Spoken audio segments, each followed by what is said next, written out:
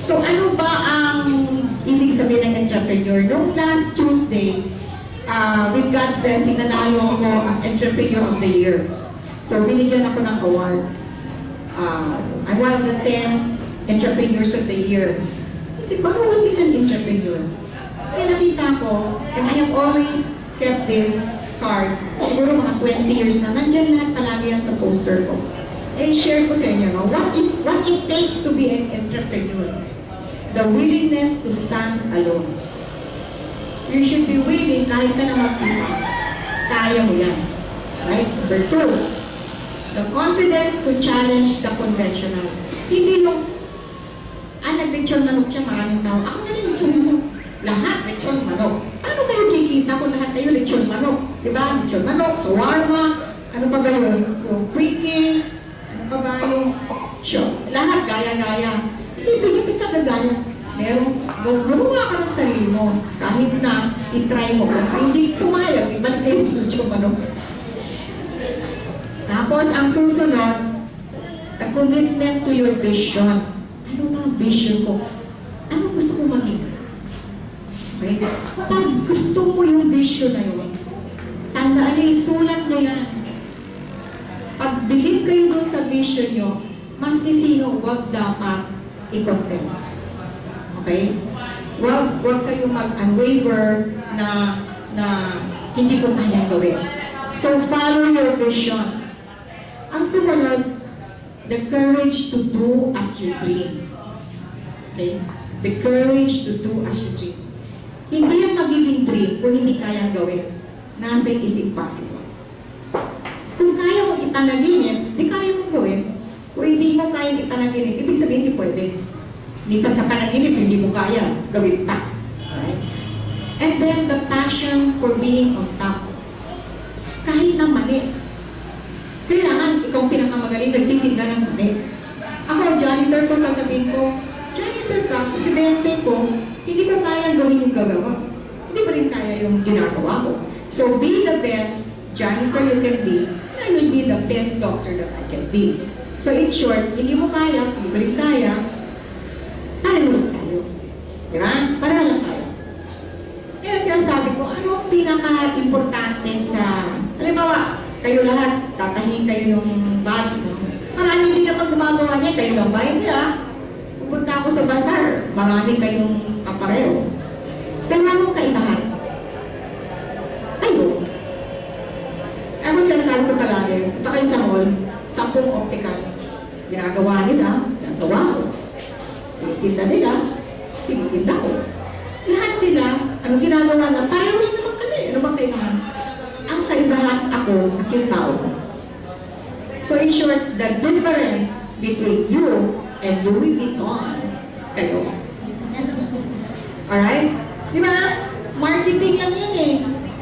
So in short, ang importante is the service. Yan ang pinakamagaling na service. Service is the best marketing tool. Word of mouth. Hindi mo na kailangan mag-billboard. Ako hindi ko nakikita sa billboard, di ba? Pero nabibinig niyo ako.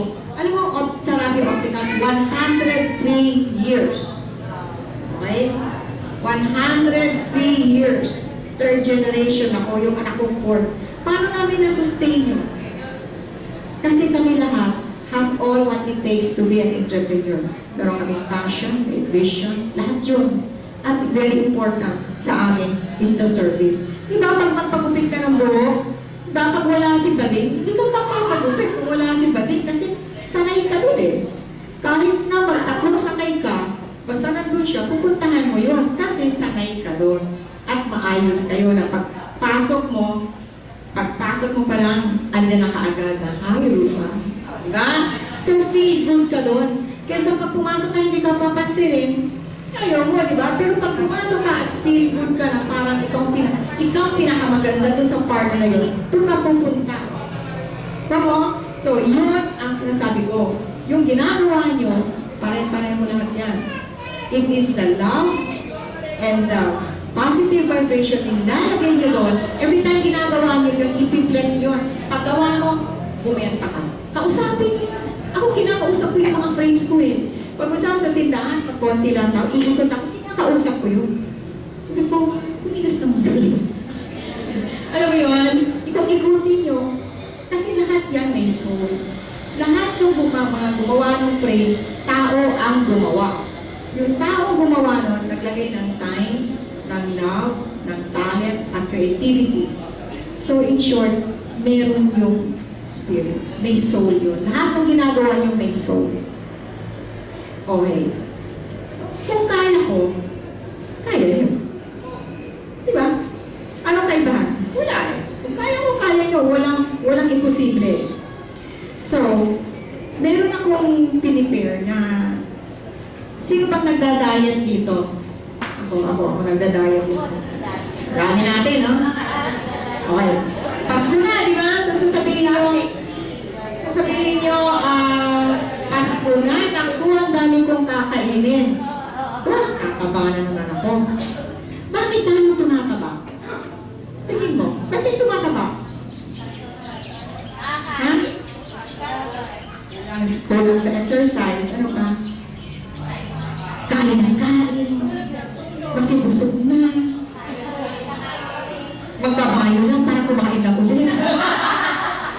Alam mo yan, kain. Tapos, pag tumaba, magdadahil, sino may kasalanan? Ha? Di ba tayo rin? Hindi naman kasalanan ng cake ka. Kasalanan ka ng cake? Nagdadahil ka nga, naglilitsyon ka naman. So, in short, it is your choice. Kung anong nilagay nyo at anong kinain nyo, alam yung tataba ka doon, pero kumakain ka pa rin, tapos hindi ka pa rin nag-exercise, tumaba ka dahil ikaw ang gumawa. Di ba? Huwag mong sisihin si Julian. Ha? Na pumayat siya, na ikaw hindi. Yung katerba na kinakain ko, hindi ka pa inom ka na hindi ka pa hindi kasi it's not the tablet. Nasibo lang yun. Siguro, pag lagyan ko lang ng kung anong vitamin C na, sabi ko, ito, marireduce ka yan, papayat ka. Because it's all in the mind. Pero ang pag-uusapan natin, so at least establish na natin kung bakit tayo tumataba. Sige na, anong ilalagay nyo sa katawan nyo, whether good or bad, is the one that makes your body. Tumaba ka, pumayat ka, nagkasakit ka, lahat-lahat. It is because kung anong ginawa mo sa sarili mo. Tama? Okay. Where am I leading? Ito mo kayo tuturuan ang pagda-diet ng katawan. I will teach you the mental diet. Right? Mental. Ano ko natuto sa mental diet? 5 years ago, I was diagnosed with cancer. Okay. 3rd stage. Right? Colon cancer. So, hindi ko talaga alam yun kasi active naman ako, lahat. Sabi lang ng doktor, oh, Vivian, sorry, ganyan. So, naisip ko, ano kaya ginawa ko sa sarili ko na nagkasakit ako? Ang pumasok sa isip ko, kasi naging masyado akong busy. Nakita mo, kinwento ko sa'yo, di ba? Masyado akong busy. Nakalimutan ko yung katawan ko. So, yung katawan ko sabi, oy, Vivian, hindi mo ako pinapansin ah. Teka nga, gagawa ko ng parang para mo ako pansinin. Eh, di pinansin. Di ba? Napansin mo. Naisip ko tuloy, kahit na anong ganon, nothing worse if you are not healthy. Ito na yung kwento ko sa'yo kung paano ko, how I was able to overcome. So, sabi ng kapatid ko, Olivia, huwag ka nagka-cancer. Ibahin mo dapat ang lifestyle mo. Ako masayahin tao ko eh. Ano ibig ko sabihin? Mumuknum ako, magdadasal ako, ibahin ko. Sabi ko, hindi ko ibabaguhin kung anong ginagawa ko. Pero ibahin ko yung pag-iisip ko. I will change my thinking. What you think and what you say is what you are.